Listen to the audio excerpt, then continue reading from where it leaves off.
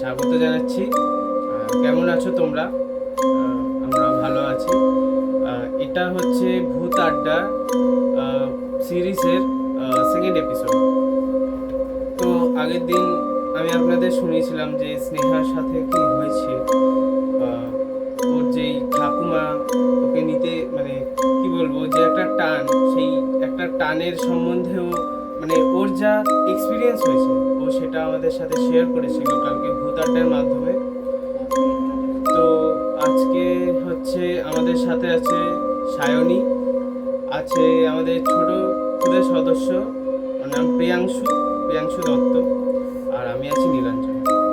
তো আজকে হচ্ছে সায়নী, যেটা ওর সাথে সত্যিই ঘটেছে সেই ঘটনা আজকে সায়নী ভূত আড্ডার এই সেকেন্ড এপিসোডে সায়নী আমাদের সবার সাথে শেয়ার করবে। তো তোমরাও সকলে দেখতে থাকো এবং সায়নীর গল্প শুনতে থাকো।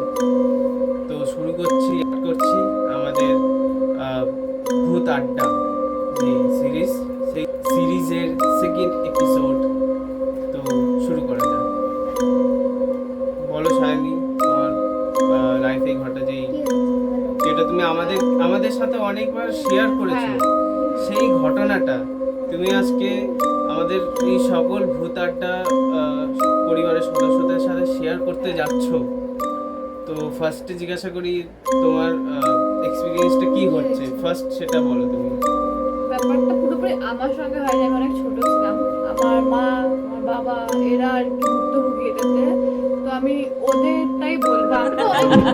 আমি শুনেছি তারপরে যে এইগুলো হয়েছে, আমি সেটাই সবার সামনে তুলে ধরতে চাই। আর থ্যাংক ইউ নীলাঞ্জন এতটা সম্মান দিয়ে সবকিছু বলার জন্য। তো শুরু করা যাক আজকের ঘটনা। ওকে, তাহলে আমরা শুনতে চলেছি ভূত আড্ডার পর্দায় জীবনে ঘটা ফার্স্ট একটি ভৌতিক ঘটনা। তো শুরু করো। তো এইটা 2007 এর ঘটনাই হবে। আমার যতদূর মনে পড়ে 2007 বা 7-8, 9 এইটার মিডিলের ঘটনাই, ঠিক মানে 7-8ই হবে। আমার তখন 3.5-4 বছর বয়স। অনেকেই হয়তো এখানে চিনবে যে হাইল্যান্ড পার্ক থেকে একটু এগিয়ে মুকুন্দপুর যেতে হয় যে রাস্তাটা, ওই দিকেই বাড়ি ছিল আমার। আগে আমি ঠিক গরফা এই সাইডে থাকতাম। তারপরে আমি ওখানে মা বাবা আর আমার আরো কত ফ্যামিলি মেম্বারের সাথে শিফট হই ওইদিকে। তো এবারে বেশ 1.5 বছর সব ঠিকঠাক ছিল।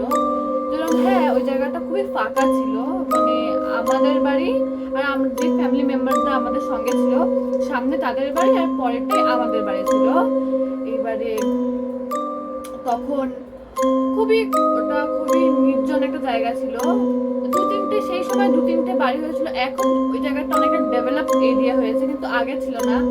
আগে পুরো ধুধু করতো, একটা বড় পুকুর, বড় মাঠ, তার ধারে দুটো আমাদের বাড়ি, মানে ভালো একতলা বাড়ি, কিন্তু জায়গাটা ফাঁকা আর আশেপাশে যাদের বাড়ি আছে।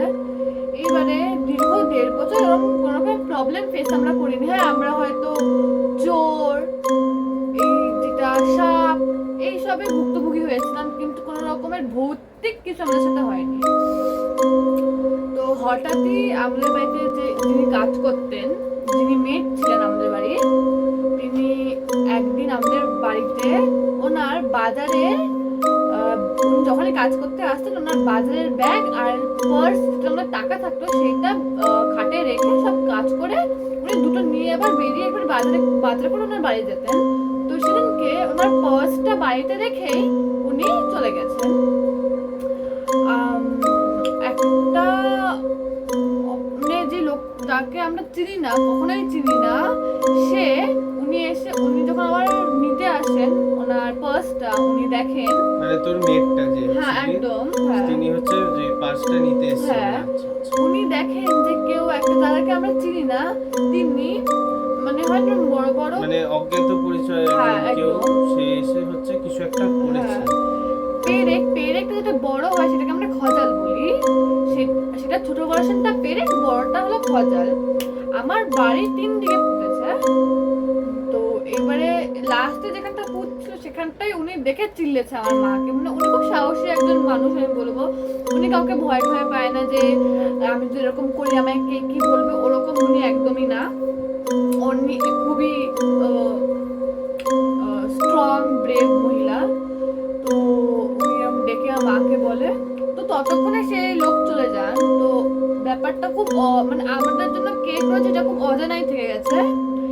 এবার সঙ্গে সঙ্গে আমার মা আমার বাবাকে ফোন করে। আমার বাবা জব করতেন, তো সেই জব থেকে বাবা আসে।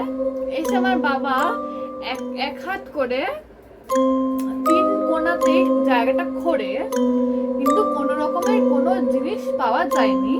এটা বলতে কোনো জিনিস আমরা কিন্তু খুঁজে পাইনি। তারপর থেকে এই ব্যাপারটা সত্যি মানে কিরকম লাগছে, পুঁতেছে অথচ যখন খুঁড়েছে তখন নেই, হ্যাঁ, ব্যাপারটা কেমন? তো এইবারে খোঁড়ার পরে তো বাবা কিছু দেখতে না পেয়ে এটা ঠিক একটা ঘটনা ঘটে যে তার কিছুদিন আগে আমাদের যে আগে যে থাকতেন, আমি বলছি আমার বাবার মা মানে আমার ঠাকুমা, আমার বাবার ভাই মানে আমার কাকা, আর তার বউ থাকতেন ওখানটা। এবার ওনার বাড়িতে একজন ফকির আসে, এসে বলে যে আমাদের যে বাড়ির কোণাটা সেখানটা খুব বাজে জায়গা, মানে ওখানে কারোর একটা আসা যাওয়ার পথ আছে। আমাদেরকে প্রথমে তো বলতে চায়নি, কারণ আমি যেহেতু অনেক ছোট, বাবা কাজ করতে যেতেন আর মা আমাকে নিয়ে সারাদিন একা থাকতেন, সেই জন্য কেউ বলতে চায়নি, এটা স্বাভাবিক ব্যাপার। আমার মাও তখন অনেকটা ছোট, মানে অনেকটাই ছোট বয়স তখন, তো অবশ্যই ভয় পেয়েছে। তো যেহেতু আমার মা তখন অনেকটাই ছোট বয়স আমার মায়ের, তখন হয়তো ওই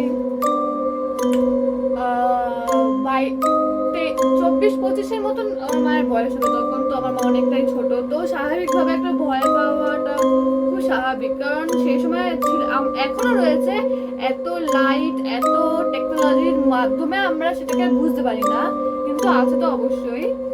এবারে সেই সময় আমাদের কিছু বলা হয়নি, আমরা তখন ওই জায়গাটা ছেড়ে দিই এইসব ঘটনার জন্য, তারপর আমরা আর কি জানতে পারি। তাও ছাড়ার কারণ আসলে কিন্তু ওপর ভূতও ছিল না, অন্য কারণ ছিল ওখানে ছাড়ার কারণ।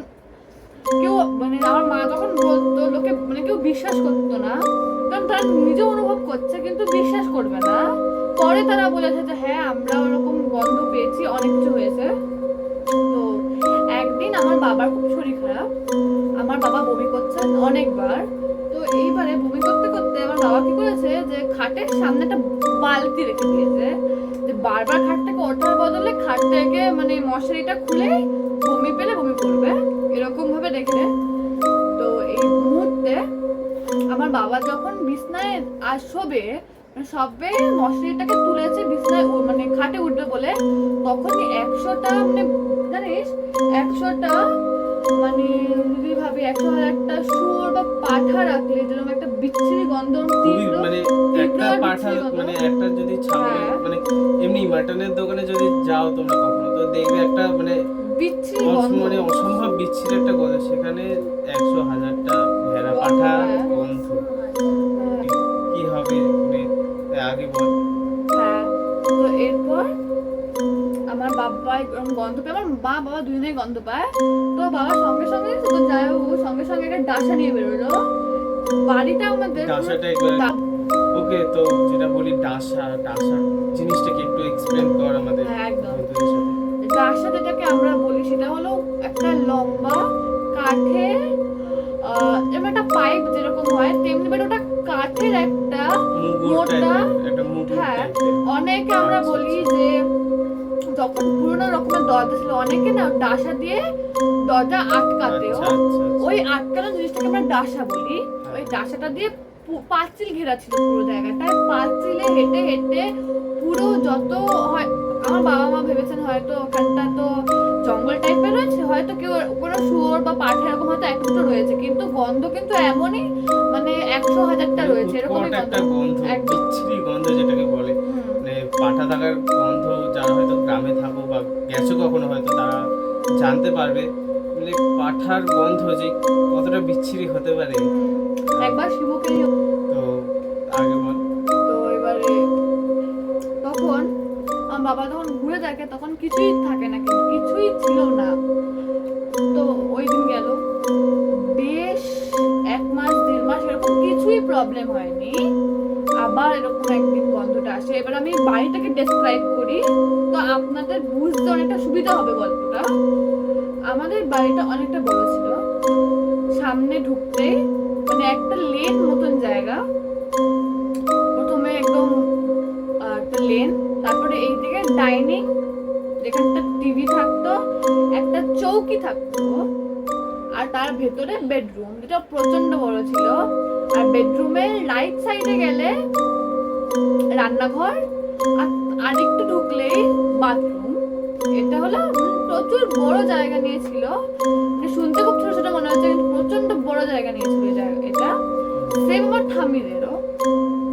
এবার তো গন্ধটা ঢুকতো ঠিক আমাদের বেডরুমের জানলা থেকে। জানলাটা স্লাইডিং যেরকম জানলাগুলো হয়, ওই জানলাই ছিল।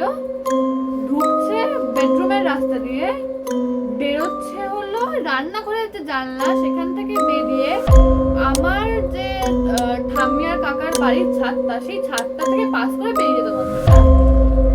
হ্যাঁ, খুবই ভয়ঙ্কর ব্যাপার এটা। মানে গন্ধটা আসছে, এসে মানে ওর রাস্তাও দেখিয়ে দিচ্ছে যে ও যাচ্ছে রাস্তা কোথায় দিয়ে দিকে, যাচ্ছে। রাস্তাটা কি। আর আমাদের আগাগোড়াই খুব জাগ্রত মনসা ঠাকুর রয়েছে, মানে প্রচন্ড দুর্গা ঠাকুরের হাইটেরই আমাদের মনসা ঠাকুর রয়েছে। মানে আপনি যদি ওই মনসা ঠাকুর তো আবার নতুন করে বানানো হয়, শাড়ি আনা হয়, কালার চেঞ্জ করা হয়, তো কখনো কখনো মনসা ঠাকুরকে ওখান থেকে ওনার জায়গা থেকে সরানো হয়, সরিয়ে আবার সব তৈরি করার জন্য ওনাকে পাঠানো হয়। তো ওই জায়গাটা যখন খালি থাকে, আমি যখন ছোটবেলায় গিয়ে দাঁড়াতাম ওখানটা, তখনও আমার গায়ে কাটা দিত। আমার স্টিল এখনো গায়ে কাটা দেয় দেখে মনসা ঠাকুরকে। ওই জন্য আমাদের যেহেতু জাগ্রত মনসা ঠাকুর ছিল, আমি সাপের ঘটনা বলি বা কোনো ভূতের কিছু বলি, আমাদের বাড়ি থেকে কাউকে কিছু টাচ করতে পারেনি, কিছু মানে টাচ ক্ষতি করতে পারেনি। কিছু হয়নি আমাদের। কিন্তু যদি ওটা না থাকতো ভাই, তাহলে কেউ না কেউ আর মারা যেত আমার বাড়ি থেকে। কেউ আমি বলে দিচ্ছি, কারণ ঢুকতো আমার বাড়িতে, খুবই স্বাভাবিক এটা, কারণ ঢুকছে আমার বাড়িতে। হ্যাঁ, তো জিনিসটা মানে পরে কি জানা গেল, সেই যে মানে গন্ধটা আসতো, গন্ধটা সোর্সটা কি? ওটাই আমি আসছি, গন্ধটা সোর্স কি মানে আমরা পুরোপুরি বুঝতে পারিনি, কিন্তু আশেপাশে যেহেতু অনেক গুরুজনরা ছিল, তারা যেটা আমার মাকে বলেছেন সেই সময়, সেইটা আমি অবশ্যই তুলে ধরবো তোদের সামনে। তো এরপর ওটা যেটা 1 মাস পর হয়েছে, সেটা 20 দিন পর হচ্ছে, 15 দিন পর হচ্ছে, 7 দিন পর হচ্ছে, 2 দিন পর হচ্ছে, পর শুরু হচ্ছে। মানে ফার্স্টে হচ্ছে কিছু দিন থেকে শুরু হলো, মানে হ্যাঁ, একদম। সপ্তাহে 3 দিন, তারপরে থেকে সপ্তাহে 5 দিন, তারপর থেকে রেগুলার শুরু হয়ে গেল অবভিয়াসলি, মানে একদম রোজ আসছে, রোজ হচ্ছে এটা। আচ্ছা। আর যে সময় আসতো গন্ধটা, আমার বাড়িতে একটা ছোট গোপাল রয়েছে। সেই সময় আমার পড়াশোনা অবশ্য 4-5 বছরের বাচ্চা, তো পড়াশোনা শুরু হয়ে গেছে, স্কুল ভর্তি। আমার মা আমাকে যখন আমার মা এদিক ওদিক পড়তে নিয়ে যেত, আর গোপাল যেহেতু ছোট, আমরা গোপালকে ভাই হিসাবে একটা মার্জনা দিই গোপালকে। তো সে অনেকটা ছোট, মানে বাচ্চা সে একটা। আমরা যখন মিতাকে আমরা বলি সবাই এসছে, মানে 1 বছর বয়স 2 বছর বয়স, এটা ভয় পাবে। মানে আমার মা তো ছোট, আমার মাও অবশ্যই খুব বয়সে ছিল না। মা সব ঘরে লাইট ফাইট অফ করে আমাকে নিয়ে বেরোতো, আর সন্ধ্যে আমরা সেই রাত্রে আসতাম। যেহেতু আমি যার কাছে পড়তাম, সে হলো আমার মায়ের খুব ভালো বন্ধু ছিল, বেস্ট ফ্রেন্ড বলতে পারো ছিল।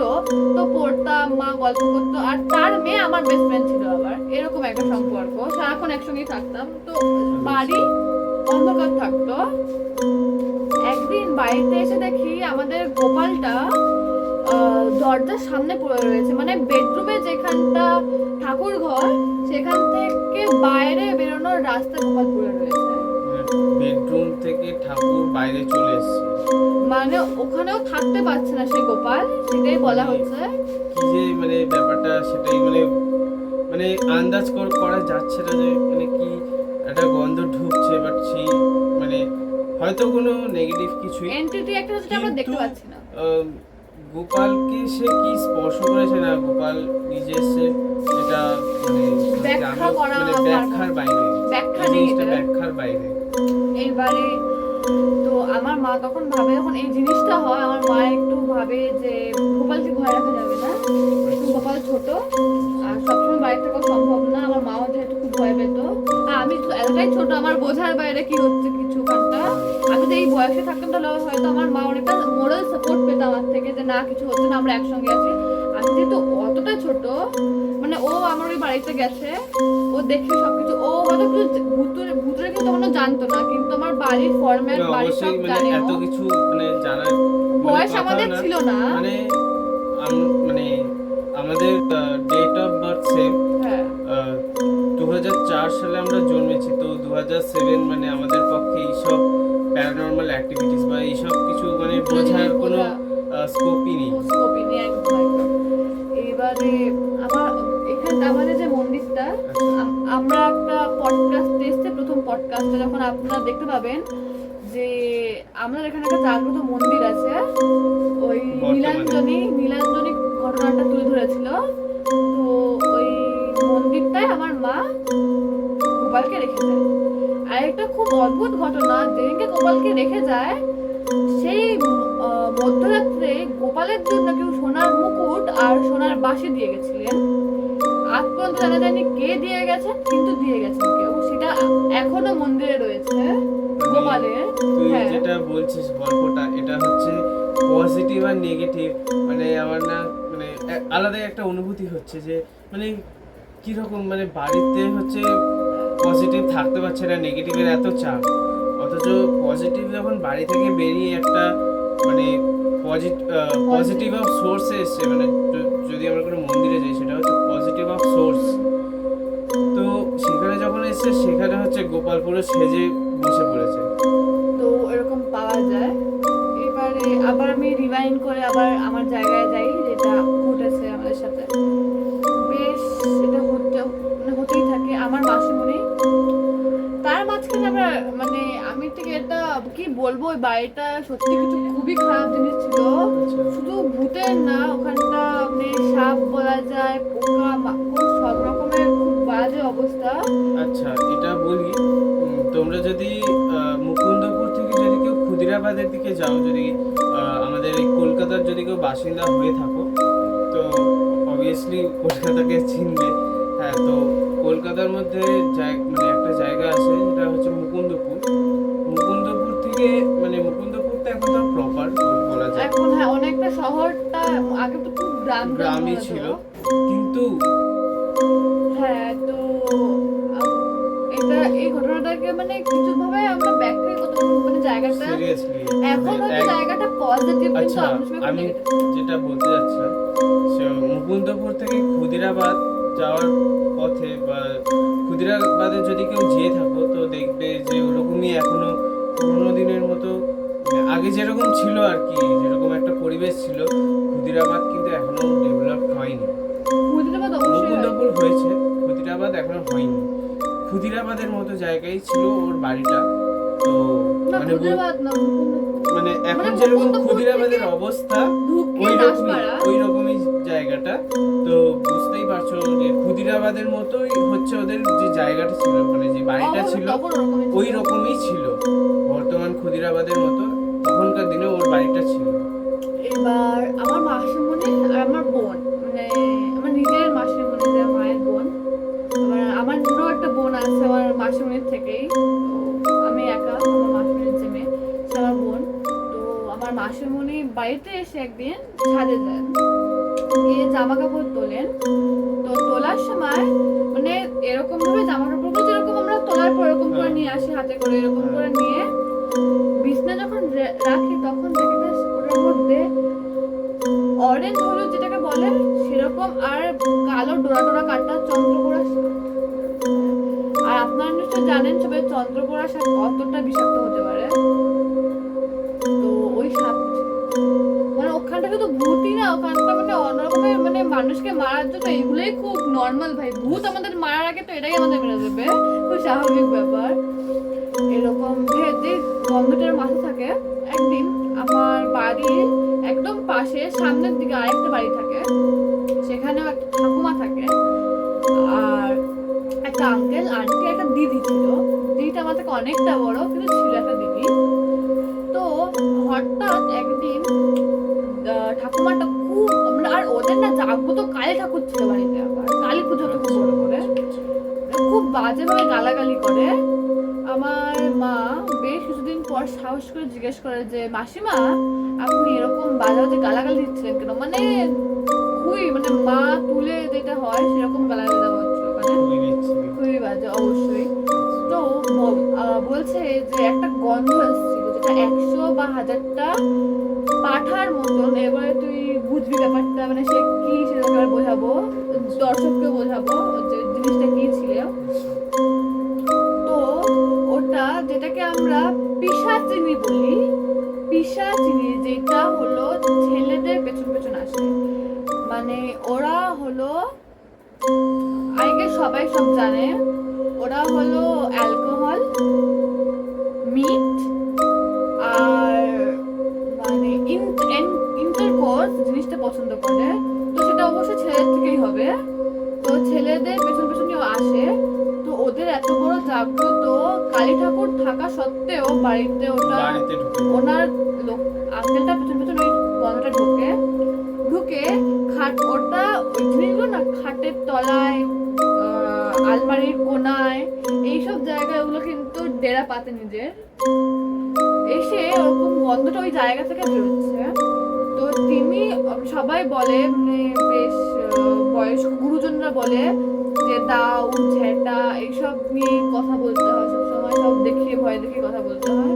তো ওরকম বলতে চলে যাওয়ার গালাগালি দিয়ে, তো সেইটা থেকে আমার মা এই একটা জিনিস আছে যে এখনো মানে বাঙালিদের মধ্যে চল আছে, অনেকে মানে না, যে হয়তো যদি কখনো মানে এই জিনিসটা বেশিরভাগ বয়স্ক মানুষদের থেকে শোনা যায় যে যদি কোনো এন্টিটি আপনাদের সাথে আসে ওরা তো বলবে ভূত। তো যদি কোনো ভূত বা এরকম নজর ছায়া হাওয়া এরকম যদি কিছু যদি আসে বা কিছু যদি দেখা যায়, তো ওখানে খুবই মানে বাজেভাবে গালাগালি করতে হয়। অনেকে চলে এটা যায়, একটা মানে বলে সবাই। এবার বাট মিথ নাকি আমরা জানি না, বাট এগুলো ওয়ার্ক করে কিন্তু কার্যকারী। এবারে এটা হতে থাকে আমি ঠিক একটা পুজোর ঘটনা বলি। অষ্টমী নবমী এই দুদিনের মধ্যে কোনো একটা দিন হবে, আমার ওটা মনে নেই। আমার বোন, আমি, মাসিমণি, মা, বাবা বাইরে ঢুকছি। জানিস গেটটা যখনই খুললাম ঘর থেকে মনে হচ্ছে কেউ রান্না করছে, মানে গোবিন্দভোগ চালের খিচুড়ি, পায়েস, লাবড়া এরকম রান্না করছে কেউ, মানে বাড়িটা মানে হচ্ছে অনেকজন রয়েছে, গম গম গম একটা ভাব, বাড়িতে অনেকজন থাকে জন্য একটা গম গম ভাব হয় বাড়িতে, ওরকম একটা ভাব রয়েছে। কিন্তু বাড়িতে কেউ না, কিন্তু আমরা অনবরত গন্ধ পাচ্ছি। মানে কি মানে দরজাটা খোলার আগে, খোলার আগে না, খুলেই আমরা এরকম গন্ধ পাই। দরজাটা খুলেই গন্ধটা পেয়েছিস? একদম আচ্ছা, একদম। তারপরে? আর তো সেই মুহূর্তে মানে অনেকে বলে এই ভালো গন্ধ পাওয়া খুব ভালো, কিন্তু আমি একটা কথা বলি, ঘর থেকে বিনা কারণে ভালো গন্ধ আর বিনা কারণে খারাপ গন্ধ দুটো বেরোনোই খুবই চাপের ব্যাপার। কারণ আপনি জানেন না, হ্যাঁ আপনি জানেন না কি চলছে ভিতরে। তবে গন্ধ বেরোনোটা আমরা যে অনেকে বলে দিই দেখ কি সুন্দর ধূপকাঠির গন্ধটা বেরোচ্ছে আমাদের ঘর থেকে, তার মানে শুভ কিছু হচ্ছে। ভাববেনই না এগুলো শুভ অশুভ, আমরা কিছু জানি না কি হচ্ছে এখানে। হ্যাঁ, যেটা তুই বলছিস, যদি কোনো মানে এরকমই তুই যেগুলো বলি যে শুয়োর পাঠা এরকম একটা বিচ্ছিরি গন্ধ, এইসব বিচ্ছিরি গন্ধ যদি ঘর থেকে বেরোয়, যেগুলো আমার শোনা বা জানা কথা আমি সেগুলোই বলছি, এগুলো আমাদের কোনো ব্যক্তিগত মতামত না। তো এই ধরনের পচা বা খারাপ টাইপের যে গন্ধগুলো হয়, সেই গন্ধগুলো না মানে ভূত প্রেতের আগমনের বা উপস্থিতির একটা ইঙ্গিত দেয়। অনেকে বলে জানিস যে আর যেই এবার যেটা হচ্ছে সুগন্ধের ব্যাপারটা, সুগন্ধ অ্যাকচুয়ালি হচ্ছে পজিটিভ এনার্জিকে মানে বাড়িতে প্রেজেন্টে হয়তো পুজো দিতে বসেছো, খুব ধূপকাঠি না জ্বালানো সত্ত্বেও একটা খুব সুন্দর ফুলের গন্ধ মাঝে মাঝে পাওয়া যায়, ধূপকাঠির গন্ধ মাঝে মাঝে পাওয়া যায়। এই পাওয়া যায় যেটা, সেটা হচ্ছে একটা পজিটিভ এনার্জির একটা প্রেজেন্ট পাওয়া যায় বাড়ির মধ্যে। তো এই ব্যাপারটা হয়। এবার তুই যেটা বলছিস বল। অনেক জায়গায় আমি শুনছিলাম, অনেকে ওয়েব ফাইলস দেখে। ডিসকভারিতে একটা হতো, ডিসকভারি প্ল্যানেটে দ্য হন্টিং, ওই একটা মানে ওখানটা দেখবেন লাস্টের দিকে বা মিডিলে প্যারানর্মাল ইনভেস্টিগেটরস বা যারা প্যারানর্মাল নিয়ে স্টাডি করেছে, আর ফিয়ার ফাইলস তো যাদের সাথে হয় তারাই বলে, বাট হান্টিং এ প্যারানর্মাল ইনভেস্টিগেটরসরাই কথা বলে। ওরা অনেকে এরকম জায়গা থেকে শুনেছি যে সামনে যদি আয়না থাকে কোনো মানুষের সামনে বা কোনো এন্টিটির আসে যাওয়ার পথে, যদি ভাবুন যে আপনার বাড়ির জানা থাকে কোনো এন্টিটি আছে আর তার অপোজিটেই হলো এই জানাটার অপোজিটেই আয়না রয়েছে, তাহলে কিন্তু ঢোকে বাড়িতে। খুব স্বাভাবিক এগুলো হওয়া, ওইগুলোকে অ্যাট্রাক্ট করে। তুই দেখবি অনেক ফাঁকা রাস্তা যদি খুব স্ট্রং পারফিউম দিয়ে গেলেও ওগুলো অ্যাট্রাক্ট করে, ওগুলো অ্যাট্রাক্ট করে রাইট। ওগুলো। কেননা মানে ওরা হচ্ছে এই পারফিউম জিনিসটাকে না খুব টানে, এই জন্য বলা হয় রাতে শোয়ার সময় পারফিউম মেখে শুতে নেই, বা একদম। খুব রাতে বেরোলে গায়ে পারফিউম মাখতে নেই, অ্যাট্রাক্ট হয়। হ্যাঁ, আমাদের জেনজিরা এগুলো মানে না, বাট কিছু কিছু জিনিস মানা খুব দরকার আমার খুবই মনে হয়। দরকার।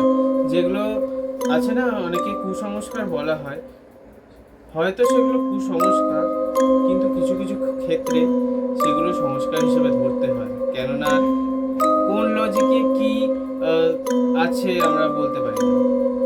হ্যাঁ, তো এরপর যখন আমার মা ভালো করে আমার মা বুঝতে পারে যে আসলে হচ্ছেটা কি ব্যাপারটা, একদিন এরকম গন্ধ আসে আমার বাড়িতে। আমার পিসি আসে, পিসিকে আচ্ছা, আমার তোর যেই ওই পায়েসের খিচুড়ির গন্ধটা বেরোচ্ছিল, তারপরটা কি হলো? তারপর ওটার তো কোনো ব্যাখ্যা আমাদের কাছে নেই না, না, কিছুক্ষণ তারপরে পর- মানে যখন ঢুকলি তারপরে তার কি কিছুক্ষণ পর গন্ধটা নেই আর চলে গেল?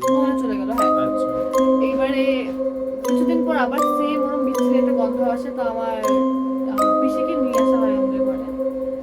আনার পর আমার পিসি গন্ধটা পেয়ে বলছে যে শোন, নিকুন ধূপকাঠি জ্বালিয়ে দিবি। তো সেটা আমার মায়ের পক্ষে অবশ্যই সম্ভব ছিল না, আমার মা একা থাকে ঘরের মধ্যে। আচ্ছা, কি বলেছিল? ধূপকাঠি জ্বালিয়ে দিবি, ধূপকাঠি? ধূপকাঠি জ্বালিয়ে দিবি, দেখবি ঠিক হয়ে যাবে। সেটা তো পিসি এসে বলে যে ধূপকাঠি জ্বালাবি, তো সেটা আর কি করা সম্ভব না আমার মায়ের এতে, খুব ভয় পেয়ে যেত আমার মা। এবারে একদিন, এটা বেশ বুঝলেন না, এখান এই ঘটনাটা পরেই আমরা ওখানে চলে যাই। সবাই আই থিঙ্ক মানে যারা কলকাতার না তাদেরকে আমি বলে দিই, এই সাপটাকে মানে এই স্নেকটাকে বা রেপটাইলটাকে ইংলিশে বলা হয় দ্য ব্ল্যাক মাম্মা, বাংলায় আমরা বাঙালিরা বলি কেউটে সাপ, যেটা হলো সবচেয়ে বিষাক্ত সাপ, মানে সবচেয়ে বিষাক্ত। তো এরপর ওই কেউটে সাপ দেখা যায় একটা, ওই সাপটাকে তো ওটাকে আলাদাই ঘটনা। ওই সাপটা দেখার পরেই আমাদের বাড়িতে, যেহেতু আমি অনেক ছোট ছিলাম আর রাস্তাটা না ইটের ছিল, এবারে ইটের ভেতরে ভেতরে সাপটা ছিল, অনেকগুলো বাচ্চা ছিল। আর আমার মা একটা কুকুরকে খেতে দিত, সে তার বাচ্চা হওয়ার পর সেই রোগা হয়ে গেছিল। তো মা না আমার থেকে বিস্কিট দিত, ভাত দিত। তো সে আপনারা সবাই জানেন কুকুরা হলো প্রভু ভক্ত, মানে প্রচুর লয়াল হয় তারা। মানে একটা যদি মানে ওদের খেতে দিলে বা আদর করলে ওরা মানে চায় যে যে বডিগার্ডের মতন মালিকের জন্য নিজের প্রাণ প্রাণটাও দিয়ে দেবে, বডিগার্ডের মতন রাস্তায় ঘোরে ওরা পেছন পেছন, এরকমই হয়। একদম। তো ওইটার পর আমি একদম, তোমার মা ওরকম দেখে মানে সে এরকম চিল্লাতে মাকে দেখায় যে ওখানে কিছু একটা আছে, আর সেটা হলো ওরকম বিষাক্ত একটা জিনিস। তো সেটাকে ধরে মারা হয়। আর এর একটা কথা আছে, বিষাক্ত সাপকে মারলেই নিজেরও রক্তপাত হয়। যে মেরেছেন তার সঙ্গে সঙ্গে মানে বিনা কারণে হাতটা পুরো কেটে গেল, পুরো একদম অনেকটা কেটে কল করে রক্ত বেরোলো। তারপর আমার বাড়িতে সবাই ভাবে যে এই জায়গায় থাকা যাবে না, ভূতেরটা তো ঠিক আছে মারবে কি মারবে না, কিন্তু সাপটা লোককে মানুষকে মেরে ফেলবে। তো যেদিনকে আমরা বাড়ি ছেড়ে দিচ্ছি মানে পরের সকালেই আমাদের বাড়ি, আমরা ওখান দিয়ে চলে যাবো। আপনাদেরকে যেরকম বললাম যে জিনিসটা বেডরুম থেকে ঢুকতো, রান্নাঘর থেকে বেরিয়ে আমার ঠাকুমার বাড়ির ছাদ দিয়ে বেরিয়েছে গন্ধটা, সেইটা সেদিনকে লিভিং রুমে আসলো গন্ধটা, শোয়ার ঘরে? মানে না বেডরুমে তো ঢুকতোই, সেই গন্ধ থেকে টিভির ঘরটা, যেটা আমাদের তুই দেখেছিস হয়তো, যে ঘরটা আমাদের ডাইনিং রুম ছিল, লিভিং রুম, ওই ঘরটায় চলে আসলো গন্ধটা। মানে ভাবতেই পারছেন, সে বুঝতে পেরেছে আমরা চলে যাচ্ছি মানে ওটা কে ছিল খাট্টা। রয়েছে, এখনো সে রয়েছে। এবার আমি জানি না, আমরা থাকতে পারিনি, আমরা ওখান থেকে উঠে যাই, উঠে অন্য জায়গায় যাই। সেই জায়গাটা খুবই পজিটিভ ছিল, আমি এখনো বলছি ওই জায়গাটা প্রচন্ড পজিটিভ ছিল, যেই জায়গায় আমরা পরে যাই ওখান দিয়ে উঠে। কিন্তু ওখানটা যে আমরা কাউকে দেখে ভূতকে, মানে ভূত নেই ওখানটা, আমরা ওরকম কিছু বলতে পারবো না, কারণ এখন আছে কিনা জানি না, কিন্তু যখন আমরাও ছেড়ে দিচ্ছি জায়গাটাকে, বিক্রি করলাম জায়গাটা, তখনও ওখানে সে রয়েছে। এইবার আমার যতদূর মনে হয় প্রথম 1.5 বছর কিন্তু কোনো রকমের ভূতের জিনিস আমরা ফেস করিনি। ওই যে লোকটাকে আমরা চিনি না জানি না, যাকে আমরা দেখিনি, যে জিনিসটা করেছে, সেই মনে হয় ব্ল্যাক ম্যাজিক করেছিল, তারপরে জিনিসটা আমরা করেছে। তান্ত্রিক জিনিসটা মানে সত্যি খুবই ভয়। কেউ তো ভালো হয়, কিন্তু কেউ মানে এমন কিছু হয় যে নিজের স্বার্থের জন্য অনেক কাজ করে থাকে, যেটা হচ্ছে অনেক তান্ত্রিকরাই দাবি করে। তো মানে আমার তো ভীষণই ভয় লাগে এরকম তান্ত্রিকদের থেকে। তো সেরকমই কেউ হচ্ছে ওদের বাড়িতে ওই রকম একটা জিনিস ঢুকিয়েছে, কিন্তু তার যে কি স্বার্থ সিদ্ধি সেই ব্যাপারটা আজও অব্দি উন্মোচন করা যায়নি। জাস্ট বোঝা গেল এইরকমও জিনিস এই 20s-এ ঘটতে পারে। আমি ডিসাইড করতে জানলাম, সেটা হলো আমি আমার ঠাম্মির বাড়ি এখনো ওর থেকে আরেকটু দূরে গেলে, ওই জায়গাতে নেই বাট আরেকটু দূরে গেলে আমার ঠাম্মির বাড়ি। আমি যখন ওই জায়গা দিয়ে পাস করি, এখন ওইখানটা 3 তলা বাড়ি, যার বাড়ি তার এসি গাড়ি সব রয়েছে, সে খুব শান্তিতে রয়েছে ওখানে। আমার কিন্তু ওখানে যাওয়ার পর আমাদের মানে ফাইন্যান্সিয়াল অবস্থা অনেকটা খারাপ হয়ে যায়, মানে একটা খারাপ জিনিস থাকলে যে তোমাকেও ডিমোটিভেট, ডাউনফল যেটা হয়ে যায়, সেটা হয়েছিল। কিন্তু যে এখন রয়েছে তার 3 তলা বাড়ি, এসি গাড়ি সব রয়েছে। হ্যাঁ, এই জিনিসটা হতে পারে সে হয়তো মানে ওরকমই পুজো করেছে, বাস্তু এরকম যে ব্যাপারটা হয়, এটা থেকে আমরা বুঝলাম যে আসলে ওখানে কোনোদিনই কিছু ছিল না, ওখানে কেউ আনিয়েছে আমাদের ক্ষতি করার জন্য, সেই তারপরেই ওটা এসছে। আমরা চলে যাওয়ার পর হয়তো সেটা নেই, ওই জন্য আমরা চলে গেছি। উনি হয়তো যে হয়তো কোনো সেরকম ভালো একজন কাউকে দিয়ে সব ক্রিয়া করিয়ে নিয়েছে, যাতে কোনো সেও হয়তো বুঝতে পেরেছিল না, বোঝার কিছুই নেই। কেননা ওরা যখন এতদিন ফেস করেছে, সে তো মানে তার তো একটা রাস্তা হয়ে গেছিল, সেটাকে তো মানে তাড়াতে হবে সেই জায়গা থেকে। এবারে শুধু আমারই ফাইন্যান্সিয়াল প্রবলেম হয়নি, যার বাইরের কথাটা বললাম না, যে ঠাকুমা ছিল, তারা প্রচন্ড টাকা পয়সা লাগছিল, কিন্তু ওইখানে থাকতে থাকতে মানে এখন তারা আলু বিক্রি করে, জানিস?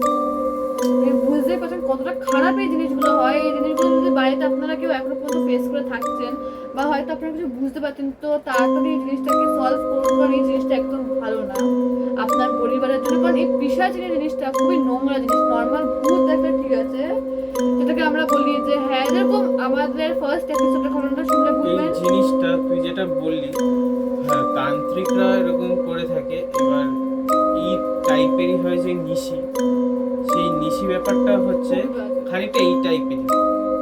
ওটা হচ্ছে ডাকে, সেই আমরা যে সারাটা দিই সেই সারাটার মাধ্যমে টেনে নেয়। এবার এই জিনিসটার মধ্যে কতটা সত্যতা আছে সেটা তো আমরা জানি না। এবার সেটা নিয়ে যারা চর্চা করে তারা সেটা ভালো বুঝতে পারবে বা বলতে পারবে।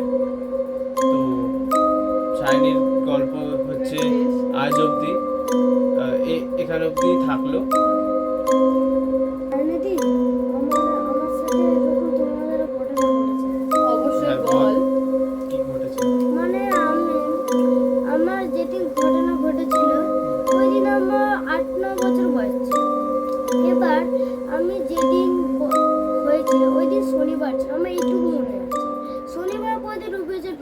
ছিল, তাই আমি 11:30টার মধ্যে ঘুমিয়ে পড়ি। এবার ঘুমাচ্ছিলাম, আমার মা আর আমি দিদির সাথে আমি ঘুমাই। এবার একদিন ওই দিদি হঠাৎ করে মাজাটা এবার মাজাটা ঘুমতে ভাঙলো, মনে হচ্ছে কেউ আমার দিকে দেখছে, মানে এরকম দেখলে এরকম ফিল হয়, ওরকম আমাদের ফেলছে, মানে আমার মাইন্ডটা পুরো ঘুরপাক খাচ্ছে। তারপর আমার যে হাত পা নাড়ানো একটুকু শক্তি নেই, তারপর এরকম হচ্ছিল, মানে তারপর কয়েক সেকেন্ড পর আবার নর্মাল হয়ে যায়। তখন মা তো এই পাশে পিঠুরে শুয়েছিল, তাই আমি তখন মাকে কিছু বলারও কথা ছিল না। তখন আমি মাকে জড়িয়ে ঘুমিয়ে পড়ছি। তারপর সকালবেলা আমার এরকম কিছু মনে পড়লো না। ওকে, আচ্ছা। তো এটাকে আমরা আমরা স্লিপ যেটা প্যারালাইসিস বলি। স্লিপ প্যারালাইসিস বলি, ওটাই হচ্ছে প্রিয়াংশুর সাথে ঘটেছে। যে হ্যাঁ, এটাও একটা প্যারানর্মাল অ্যাক্টিভিটি যেটা কম বেশি সবার সাথেই হয়ে থাকে। তো প্রিয়াংশুর সাথেও সেই একই ঘটনা হয়েছে। সো থ্যাংক ইউ প্রিয়াংশু, তুমি আমাদের ভূত আড্ডায় যে একজন ফার্স্ট ছোট সদস্য, সে আজকে আমাদের ভূত আড্ডার পর্দায় এসে আমাদের তার লাইফে ঘটা একটা এরকম, যাই হোক, একটা নিজস্ব একটা বললো। এক্সপিরিয়েন্স যেটা ওর সাথে ঘটেছে, স্লিপ প্যারালাইসিস বা বোবায় ধরা, এই একটা ঘটনা শেয়ার করলো। সো তো তোমার যেটা ফার্স্ট যে এক্সপিরিয়েন্সটা ছিল স্লিপ প্যারালাইসিস, জিনিসটা আমার সাথেও হয়েছে, তাহলে আমিও বলি। চাইনি বললো, প্রিয়াংশু বললো আমি কেন বাদ যাই। তো তখন হচ্ছে আমিও সামথিং প্রিয়াংশুর বয়সী, তখন আমার ঠাকুমা বেঁচে ছিল। আমাদের দুটো ঘর ছিল, অ্যাডভেস্টারের দুটো ঘর ছিল। সো মা বাবা পেছনের ঘরে ঘুমাতো আর আমি আর ঠাকুমা সামনের ঘরে ঘুমাতাম। এবার ঠাকুমা হচ্ছে কিছুদিনের জন্য পিসির বাড়ি বেড়াতে গিয়েছিলেন, আমিও শুয়েছিলাম, মানে একা শুয়েছিল সেই ঘরে? হ্যাঁ। এবার তো এরকম আমার ঠাকুমা গেছিলেন, তো আমি মাকে বলেছিলাম যে তুমি আর বাবা তোমাদের ঘরে শো, আমি হচ্ছে ঠাকুমার ঘরে শুয়েছি একা শুয়ে।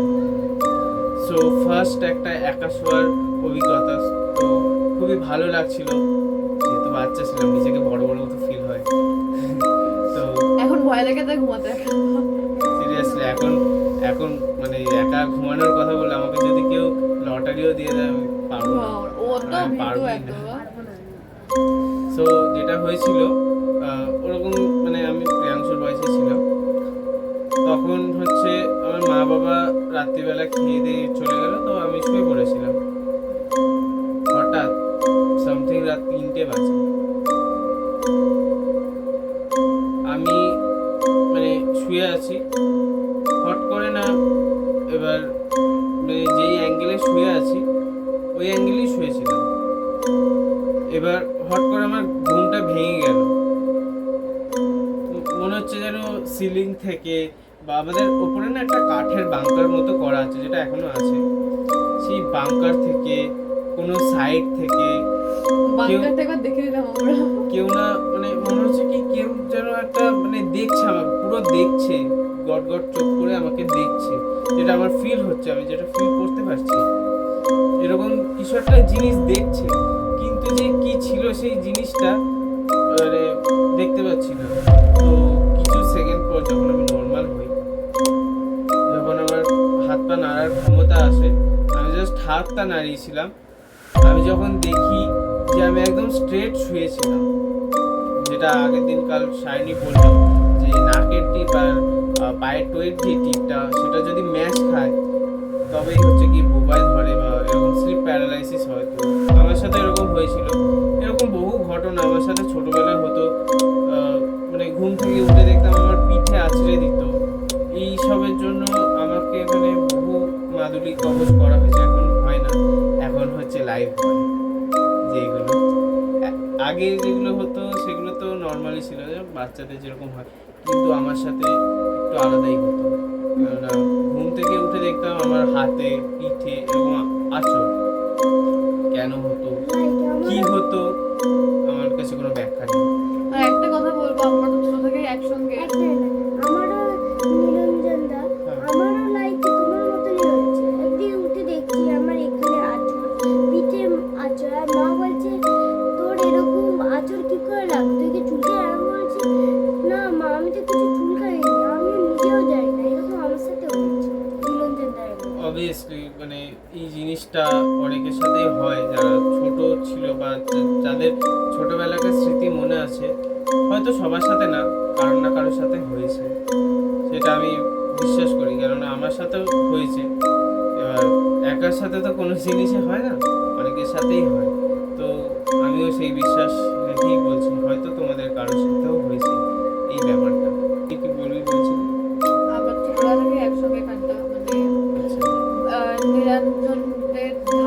বাড়ি হওয়ার আগে, আমাদেরও ঢালাই বাড়ি হওয়ার আগে অ্যাসবেস্টরের বাড়ি থেকে আমরা সবাই সবাইকে চিনি। তো মানে তোদের বাগানটা যেটা ছিল, ওখানটা ভাই সত্যি ভয় লাগে, কিছু তো ছিল। কেননা ওই জায়গাটা একটা পুকুর ছিল। এবার মানে খুবই পুরনো আমলের জায়গা তো, এবার আগে কি হয়েছে যেটা জানা নেই। আগেকার দিনে যেই মানে একটা ছিল, অনেক কিছুই ব্যাপার ছিল, তখন তো এত কিছু ডেভেলপ ছিল না, কিছু ব্যাপার ছিল। এবার কি যে ছিল বা কি আছে আজ আমরা বর্তমানে আমার সেখানে মানে নতুন ঢালাই বাড়ি হয়েছে, তো এখন কিছু প্রেজেন্স পাই না, কিন্তু কিছু জিনিস পেয়েছি, সেটা অবভিয়াসলি বলবো তোমাদের। আচ্ছা ওয়েট করতে থাকো, দেখতে থাকো ভূতের আড্ডা প্রত্যেক শনি এবং রবিবার, প্রত্যেক শনিবার রবিবার আপনাদের সামনে আমাদের জীবনে ঘটে যাওয়া এরকম নানা রকম যে প্যারানর্মাল অ্যাক্টিভিটিগুলো হয়েছে বা আমাদের সাথে যেসব ঘটনাগুলো ঘটেছে, সেই সব ঘটনা আমরা আপনাদের সামনে তুলে ধরবো ভূতের আড্ডা পেজে। তো তোমরা সবাই দেখতে থাকো ভূতের আড্ডা, লাইক করো, সাবস্ক্রাইব করো, শেয়ার করো ভূতের গল্প প্রিয় বন্ধুদের কাছে, তাদেরকেও বলো যে এরকম একটা প্ল্যাটফর্মের কথা। এবং তোমরা যদি গল্প পাঠাতে চাও, আমরা ডেসক্রিপশন বক্সে আমাদের ইনস্টাগ্রাম আইডি দিয়ে দেবো, সেখানে গল্প আমরা আমাদের স্বরে তোমাদের মতো করে আমরা তুলে ধরার চেষ্টা করব। আজকে ভূত আড্ডা আমাদের এতটুকুই ছিল, এত অবধি। আবার দেখা হবে সামনের শনি এবং রবিবার, নতুন একটা ভূতের গল্প, নতুন একটা ঘটনা আমাদের সঙ্গে ঘটে যাওয়া, সেই রকম ঘটনা নিয়ে আমরা আবার তোমাদের সামনে আসবো শনি এবং রবিবারে। তো ততদিন তোমরা ওয়েট করো এবং দেখতে থাকো। তো আজকে এইটুকুই থাক। আমাদের সকল ভূত আড্ডা পরিবারের সকল সদস্যকে আজকের মতো গুড নাইট। দেখা হচ্ছে সামনের শনিবার। ভালো থেকো, সুস্থ থেকো, ভূত আড্ডা পরিবারের সাথে থেকো, পাশে থেকো, এবং সাপোর্ট তো অবভিয়াসলি দরকার, তো সাপোর্ট করে যাও। ধন্যবাদ।